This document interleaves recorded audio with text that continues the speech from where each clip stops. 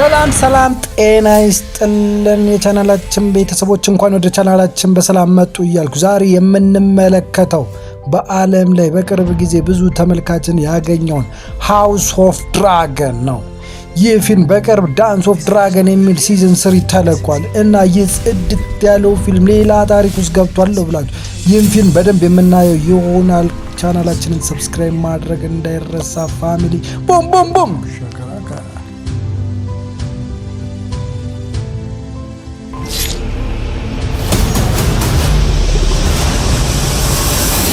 You are the queen of dragons, whose strength is your legitimacy. ሃውስ ኦፍ ድራገን ታሪኩ ጌም ኦፍ ትሮንስ ከመጀመሩ ከ200 ዓመት በፊት ይከናወናል። በዚህ ጊዜ የታርጋሪያን ቤተሰብ ዌስትሮስን በድራጎኖቻቸው ይገዙ ነበር። ንጉሥ ቬዘሪያ ሴት ልጁን የዙፋን ወራሽ አድርጎ ይሾማል።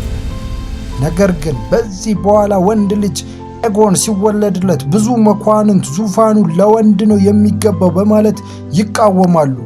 ይህም ነው ዳንስ ኦፍ ድራገን የሚጀምረው።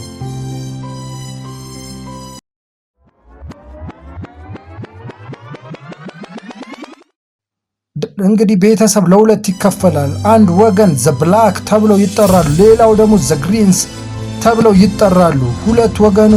ሁለቱም ወገኖች ድራጎን አላቸው። በዚህ ጦርነት ድራጎኖች እርስ በርስ ይዋጋሉ።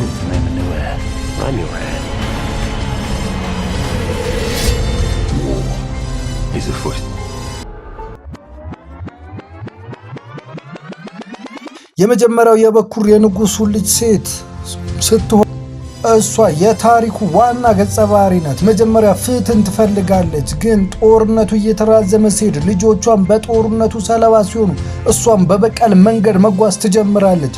ይህ ሰው ስልጣንን ብቻ ሲፈልግ እንዴት እንደሚቀየር ወደ አረመኔ ሊሆን እንደሚችል በቤተሰቡ ላይ እንደሚነሳ ያሳያል።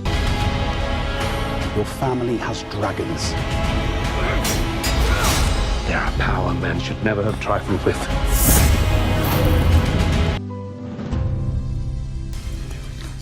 ዴመን በጣም አደገኛ ተዋጊ ነው፣ ግን ከጦርነት በላይ ቤተሰቡን በደንብ የሚወድ ካራክተር ነው። የሱ ባህሪ በጎና በክፉ መካከል የሚመላለስ ተለዋዋጭ ነው።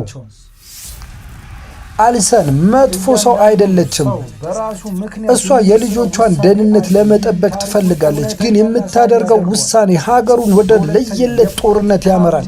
እሷ ምንም ማድረግ ወደማትችለው ልታስቆመው ወደማትችለው የማያባራለት የእርስ በርስ ጦርነት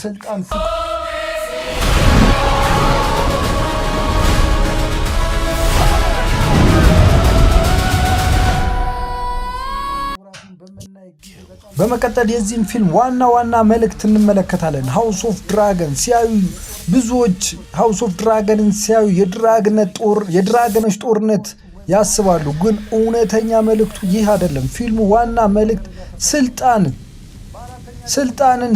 ስልጣን ሲበልጥ ፍቅርና ቤተሰብን እንደሚያጠፋ ነው። The Hightows are marching. You must crush this beast at its head.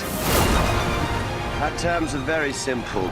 Renounce the false king. When Rhaenyra comes into power, she can cut off any challenge to her succession. ሃውስ ኦፍ ድራገን ጠንካራና ደካማ ጎኖቹን በመቀጠል የምናየው ይሆናል። ጠንካራ ጎኖቹ is for you to decide what you want. When dragons go to war, everything burned. በአራት ከፍያቸዋለሁ። አንደኛ ጥልቅ ገጸ ባህሪ ግንባታ። ይህ ሲሪየስ ገጸ ባህሪያትን ጀግና ወይም ክፉ ብሎ አይለያቸውም። እያንዳንዱ ሰው በራሱ ምክንያት የሚወስነው ውሳኔ አለው። ይህም ታሪኩን እውነተኛና ሳቢ ያደርገዋል። በሁለተኛ የፖለቲካዊ ድራማ። ይህ ሲሪየስ ዋና ጥንካሬ የጦርነት ብቻ ሳይሆን የውድድርና የሴራ እና የስልጣን ፉክክር የሚገነባበት ውጥረት ፊልሙን ልብ ሳቢና ልብ አንጠልጣይ ያደርገዋል። በሶስተኛ የምስል ጥራት ነው ወይም ደግሞ ሲኒማቶግራፊን በመናይ ጊዜ በጣም ጽድት ተደርጎ የተሰራ ሲሆን የድራጎኖች አቀራረብ፣ የጦርነት ትዕይንቶች የቤተ መንግስት ዲዛይን እና ኮስቱም ወይም አልባሳት ላይ በከፍተኛ ደረጃ ተሰርተዋል። በአራተኛ ደግሞ የስሜት ጥልቀት ወይም አክቲንግ፣ የቤተሰብ ግጭት፣ ሐዘን፣ በቀል፣ ፍቅር ሚዛናዊ መንገድ ቀርቧል። ይህም ተመልካቹን የገጸ ባህሪያቱ ጋር እንዲዛመድ እንዲተዋወቅ ያደርገዋል። አክቲንጉም በጣም መሳጭና አሪፍ ሆኖ አግኝቼዋለሁ። Rhaenyra is coming. You're no longer safe here. የመጀመሪያው ምዕራፍ ታይም ጃምፕ ስላሉ ብዙ የታሪኩ ቅድመ ተከተል መከታተል አንዳንድ ጊዜ አስቸጋሪ ሊሆን ይችላል። በሁለተኝነት ደግሞ ዝግ ያለ እንቅስቃሴ፣ በተለይ ደግሞ አክሽን ፊልም ለሚወዱ ሰዎች የመጀመሪያው ሲዝኖች በጣም ከባድና አሰልቺ ሊሆኑ ይችላሉ። በሶስተኝነት ደረጃ የዚህ ፊልም ደካማ ጎን ብዬ ያሰብኩት ብዙ ስሞች ወይም የታርጋሪያን ቤተሰብ አባላት መብዛት፣ ኤጎን፣ ኤሞንድ፣ ዲመን፣ ቪዛሪያ ስላሏቸው አዲስ ተመልካችን ለመለየት የሚያስቸግር ሆኖ አግኝቼዋለሁ። ከዚህ ውጭ ግን ፊልሙ በጣም በሚገርም ሁኔታ የተሰራ ሲሆን ከ10 9.5 በሀያሲያን ዘንድ የተሰጠው ፊልም ስለሆነ እንድታዩት እጠይቃለሁ። ፋሚሊ ቦም ቦም ቦም ቦም።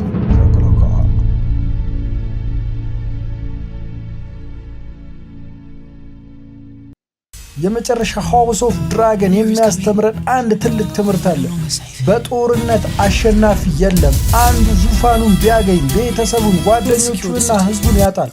ስለዚህ ይህ ሲሪየስ ስለ ድራገኖች ብቻ ሳይሆን ስለ ሰው ተፈጥሮና ስለ ስልጣን ውሳኔዎችና ስለምናደርጋቸው እኛ ሰዎች ስለምናደርጋቸው ውሳኔዎች የሚናገር ድንቅ ታሪክ ነው።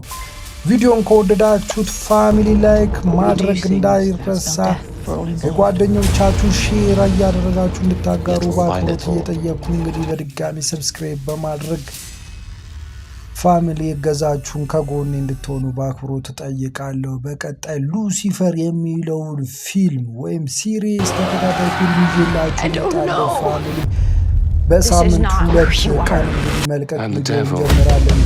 ፋሚሊ እንግዲህ እናንተ አስተያየታችሁንና ከጎኔ እንድትሆኑ በአክብሮት መጠየቅ እፈልጋለሁ። እስከ ሳምንት ቦም ቦም ቦም ቦም ቦም ቦም